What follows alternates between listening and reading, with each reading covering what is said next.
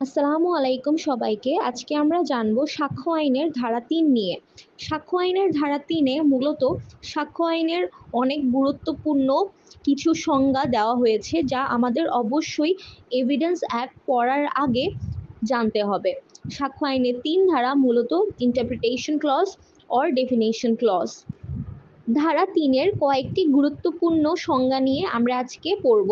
প্রথমটি হচ্ছে ফ্যাক্ট বা তথ্য, যে কোনো বিষয় যা ইন্দ্রিয় দ্বারা বোঝা যায় বা কোনো মানসিক অবস্থাকে বোঝায়। সহজ ভাষায় বলতে গেলে যে কোনো বিষয় যা আপনি দেখতে পারছেন, শুনতে পারছেন বা অনুভব করতে পারছেন, এমন সকল বিষয়ই ফ্যাক্ট বা তথ্য। উদাহরণে বলা যাক, চোখে দেখা যায় এমন কিছু। একজন ব্যক্তি একটি গাড়ি চালাচ্ছে, এটি একটি ফ্যাক্ট বা তথ্য। শুনতে পারছেন এমন কিছু, কেউ চিৎকার করছে শোনা গেলেও এটি একটি ফ্যাক্ট। একজন ব্যক্তি কারো প্রতি শত্রুতা পোষণ করে, এটিও একটি ফ্যাক্ট, কারণ এখানে মানসিক অবস্থা ফুটে উঠছে। কেউ সৎবিশ্বাসে কোনো কাজ করেছে, এটিও একটি ফ্যাক্ট, এটিও একটি মানসিক অবস্থার তথ্য তুলে ধরছে। তাহলে ফ্যাক্ট কিন্তু আবার দু ধরনের হতে পারে, একটি হচ্ছে ফ্যাক্টস ইন ইস্যু আর আরেকটি হচ্ছে প্রাসঙ্গিক বিষয় বা relevant facts. Facts in issue বা বিচার্য বিষয় কি? যে তথ্যগুলো মামলা বা বিচার প্রক্রিয়ার মূল বিষয়, যেগুলো প্রমাণ বা অপ্রমাণ করতে হয়। অর্থাৎ এমন তথ্য যা মামলার মূল বিষয়, যেগুলো পরবর্তীতে প্রমাণ বা অপ্রমাণ করতে হয়, এই ধরনের বিষয়ই হচ্ছে ফ্যাক্টস ইন ইস্যু। রহিমের বিরুদ্ধে করিমকে খুনের অভিযোগ আনা হয়েছে। রহিম কি করিমকে হত্যা করেছে? রহিম কি ইচ্ছাকৃতভাবে হত্যা করেছে? রহিম কি উত্তেজনাবশত হত্যা করেছে? এই ধরনের বিষয়ই হচ্ছে ফ্যাক্ট ইন ইস্যু বা বিচার্য বিষয়। এছাড়াও ফ্যাক্ট ইন ইস্যু কিন্তু দুভাগে ভাগ করা যায়। এক ভাগ হচ্ছে ইস্যু অফ ল, অর্থাৎ আইনের প্রশ্ন। অন্যটি হচ্ছে ইস্যু অফ ফ্যাক্ট বা তথ্যের প্রশ্ন। ইস্যু অফ ল বা আইনের প্রশ্ন হচ্ছে এমন বিষয় যা আদালত আইন অনুযায়ী নির্ধারণ করে। এটি একটি আইনের ব্যাখ্যার প্রশ্ন, কোনো ঘটনার সত্যতা নয়। যেমন একটি দলিল বৈধ কিনা, তা আইনের আলোকে নির্ধারণ করা। অর্থাৎ এমন কোনো বিষয় যা আপনি আইন অনুযায়ী নির্ধারণ করবেন বা পরবর্তীতে প্রমাণ বা অপ্রমাণ করছেন, তাই হচ্ছে ইস্যু অফ ল। অন্যদিকে ইস্যু অফ ফ্যাক্ট বা তথ্যের প্রশ্ন বলতে বোঝায় এমন বিষয় যেখানে তথ্য বা ঘটনার সত্যতা নিয়ে পক্ষগুলোর মধ্যে বিরোধ থাকে এবং যেটি প্রমাণ করতে হয় সাক্ষ্য ও দলিলের মাধ্যমে। এ কি বিকে ছুরি মেরেছিল? এই ঘটনার সময় ঘটনাস্থলে উপস্থিত ছিল? এই ধরনের বিষয় হচ্ছে ফ্যাক্ট ইন ইস্যু বা তথ্যের প্রশ্ন। প্রাসঙ্গিক বিষয় বা রিলেভেন্ট ফ্যাক্ট, মূল বিষয়ের সঙ্গে সম্পর্কিত যে কোনো তথ্যই হচ্ছে প্রাসঙ্গিক বিষয় বা রিলেভেন্ট ফ্যাক্ট। অর্থাৎ মূল বিষয় প্রমাণ বা অপ্রমাণ করতে যে বিষয়গুলো সাহায্য করছে, এমন বিষয়ই হচ্ছে প্রাসঙ্গিক ফ্যাক্ট বা রিলেভেন্ট ফ্যাক্ট।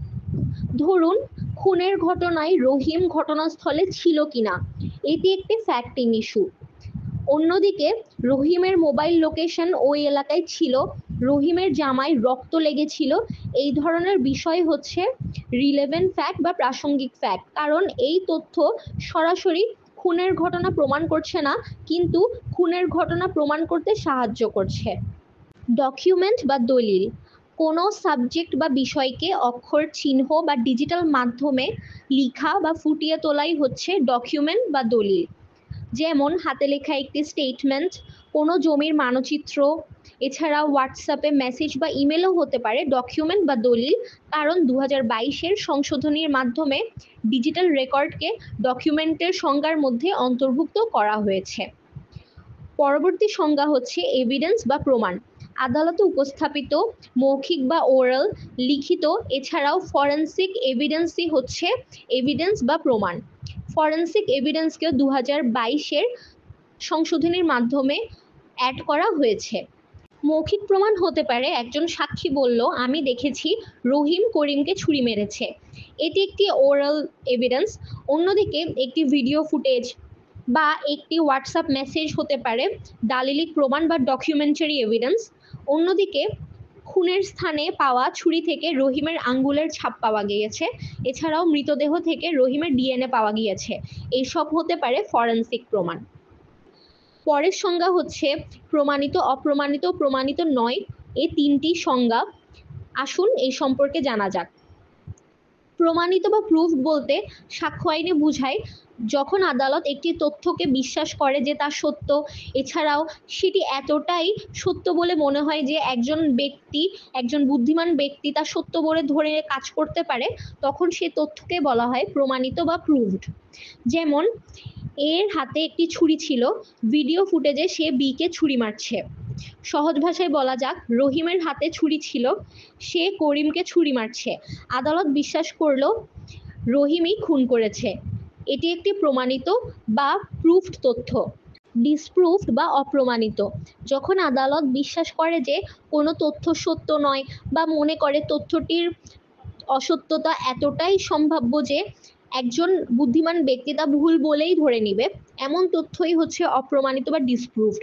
ধরেন রহিম দাবি করলো সে ঘটনার সময় ঢাকায় ছিল, কিন্তু তার মোবাইল লোকেশন এছাড়াও ট্রেনের টিকিট কিছুই তার দাবি সমর্থন করে না। আদালত মনে করতে পারে সে সত্য বলেনি, অর্থাৎ তার তথ্য অপ্রমাণিত বা ডিসপ্রুভড। অন্যদিকে নট প্রুফ বা প্রমাণিত নয় বলতে বোঝায় যদি কোনো তথ্য আদালতের কাছে না প্রমাণিত হয়, না অপ্রমাণিত, অর্থাৎ এমন তথ্য যা সত্য প্রমাণিত হলো না, নাকি অসত্য তাও প্রমাণিত হলো না, তাই হতে পারে নট প্রুফ বা প্রমাণিত নয়। যেমন রহিম দাবি করলো সে অন্য জায়গায় ছিল, কিন্তু এর পক্ষে বা বিপক্ষে কোনো প্রমাণই পাওয়া যাচ্ছে না, আদালত সিদ্ধান্তে আসতে পারছে না, তাহলে এই ধরনের তথ্যকে বলা হয় প্রমাণিত নয়। ডিজিটাল রেকর্ড আর ইলেকট্রনিক রেকর্ড, কোনো তথ্য বা ডেটা যদি ডিজিটাল ডিভাইস বা প্রযুক্তির মাধ্যমে তৈরি করা হয়ে থাকে, এছাড়াও প্রস্তুত, পাঠানো, গ্রহণ করা হয়ে থাকে বা সংরক্ষিত করা হয়ে থাকে, তাই হচ্ছে ডিজিটাল রেকর্ড আর ইলেকট্রনিক রেকর্ড। যেমন মোবাইলের মাধ্যমে পাঠানো কোনো মেসেজ, সিসিটিভিতে ধারণকৃত কোনো ভিডিও ফুটেজ হতে পারে ডিজিটাল রেকর্ড আর ইলেকট্রনিক রেকর্ড। ডিজিটাল নিরাপত্তা আইন 2018 অনুযায়ী সংজ্ঞা নির্ধারণ করা হয়েছে ডিজিটাল রেকর্ড আর ইলেকট্রনিক রেকর্ডের। ডিজিটাল স্বাক্ষর বা ইলেকট্রনিক স্বাক্ষর হতে পারে আইসিটি আইন 2006 অনুযায়ী ইলেকট্রনিক মাধ্যমে দেওয়া কোনো স্বাক্ষর বা স্বীকৃতি যা কোনো ব্যক্তি বা দলিলের পরিচয় নিশ্চিত করে। যেমন পিডিএফ ফাইলের ওপর দেওয়া ডিজিটাল সিগনেচার, এছাড়াও এনআইডি ভেরিফিকেশনের থাম্ব স্ক্যান হতে পারে কোনো ধরনের ডিজিটাল আর electronic signature. Digital signature certificate বলতে কি বোঝাচ্ছে? একটি সার্টিফাইং অথরিটি যে সার্টিফিকেট দেয় যার মাধ্যমে প্রমাণ করা হয় কোনো ইলেকট্রনিক স্বাক্ষর ট্রু আর ভ্যালিড, প্রকৃত বৈধ বোঝানোর জন্য যে সার্টিফিকেট দেওয়া হয়ে থাকে তাই হচ্ছে ডিজিটাল সিগনেচার সার্টিফিকেট। অর্থাৎ কোনো ইলেকট্রনিক স্বাক্ষরকে সাপোর্ট করতে যে সার্টিফিকেট ইস্যু করা হয় তাই হচ্ছে ডিজিটাল সিগনেচার সার্টিফিকেট। পরের গুরুত্বপূর্ণ উদাহরণ হচ্ছে শারীরিক বা ফরেনসিক প্রমাণ। ফিজিক্যাল আর ফরেনসিক এভিডেন্স বলতে বোঝায় এমন কোনো বস্তু বা নমুনা যা আসলে অপরাধ প্রমাণে সাহায্য করে, এছাড়াও একিউজড আর ভিকটিমের মধ্যে কোনো ধরনের লিঙ্ক তৈরি করে। যেমন রক্ত, ডিএনএ, এছাড়াও চুল বা ত্বকের নমুনা, ফিঙ্গারপ্রিন্ট বা আঙ্গুলের ছাপ, এছাড়াও দেহের কোনো অংশ বা অঙ্গ হতে পারে ফিজিক্যাল আর ফরেনসিক এভিডেন্স।